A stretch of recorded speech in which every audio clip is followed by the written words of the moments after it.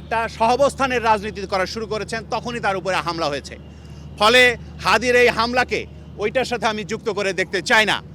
হাদি আসলে বাংলাদেশে নতুন করে একটা রাজনীতি শুরু করতে চাচ্ছিলেন, যেটা জনগণের উপরে ভিত্তি করে, জনগণের যে ভরসা, জনগণের উপরে ভরসা করে তার মাধ্যমে আসলে রাজনীতি শুরু করতে চাচ্ছেন। আমি সেটার উপরে আক্রমণ হিসাবে দেখি, অর্থাৎ একটা ইতিবাচক রাজনীতি যেটা বাংলাদেশে জুলাই অভ্যুত্থানের পরে শুরু হওয়ার কথা ছিল, সেই ইতিবাচক রাজনীতি করতে যাওয়ার কারণেই আজকে হাদির উপরে হামলা এসেছে বলে আমি মনে করি। এখানকার সমস্ত শ্রেণী, বর্ণ, ধর্ম নির্বিশেষে, বিভিন্ন রাজনৈতিক মতাদর্শ নির্বিশেষে তার এই আক্রমণের বিরুদ্ধে সকলে দাঁড়িয়েছেন এবং তিনি এখানে একটা ঐক্যের প্রতীক হয়েছিলেন। যারা আজকে এই ঐক্যকে নস্যাৎ করতে চায়, হাদির বিচারকে তারা হতে দিতে চায় না, যারা বাংলাদেশ থেকে পালিয়ে গিয়েছে, তারা বাংলাদেশের নতুন করে ষড়যন্ত্র শুরু করছে বলে আমি মনে করি। আপনাদের এই জায়গাটাতে আমি মনোযোগ দেওয়ার জন্য আহ্বান জানাই। বাংলাদেশে এই ধরনের হামলা চলতে পারে না।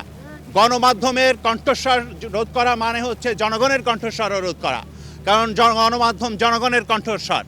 তাহলে জনগণের কণ্ঠস্বর হিসেবে তাদের যে দায় দায়িত্ব তারা সেটা পালন করবেন এবং সরকার সেখানে পূর্ণ নিরাপত্তার ব্যবস্থা করবেন। এটাই হচ্ছে একটা সাধারণভাবে হওয়া উচিত। সমস্ত রাষ্ট্রে এটা হওয়া উচিত। যে রাষ্ট্র এটা করতে পারে না, সেই রাষ্ট্র আস্তে আস্তে তার যে কার্যকারিতা, সেই কার্যকারিতাও আসলে ক্ষয় পেতে থাকে। ফলে এটা কোনো গোষ্ঠী বাংলাদেশকে একটা ব্যর্থ রাষ্ট্রে পরিণত করার জন্য করছে কিনা সে বিষয়ে আমাদের মনোযোগ দেওয়া দরকার।